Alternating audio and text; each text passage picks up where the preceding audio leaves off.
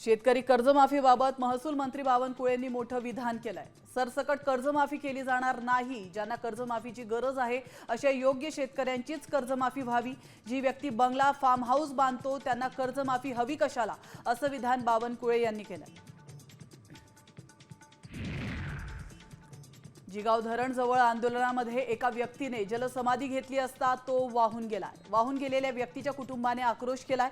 बुलडाण्याच्या आडोळ गावातील नागरिक रस्त्याच्या मागणीसाठी आक्रमक झालेत आणि यावेळी ही घटना घडली।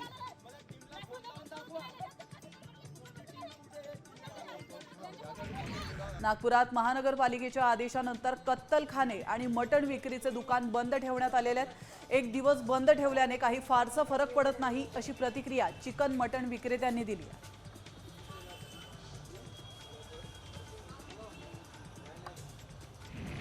अकोल्यात एका महिलेच्या स्कूटीमध्ये सीटच्या खाली 7 फुटांचा साप आढळला। महिलेला पार्किंगमधून गाडी काढताना हा साप आढळलाय। त्याने तत्काळ सर्पमित्राला बोलावलंय आणि तब्बल 2 तासांच्या रेस्क्यू नंतर या सापाला स्कूटीमधून बाहेर काढण्यात आलंय।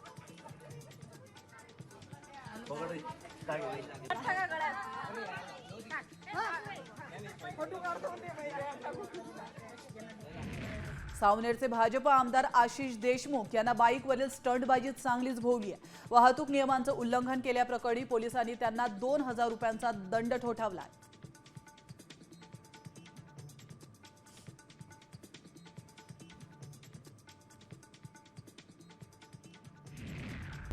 आता isakal.com आहे देशातील नंबर 1 ची मराठी न्यूज वेबसाईट। प्रत्येक अपडेटसाठी isakal.com ला नक्की भेट द्या।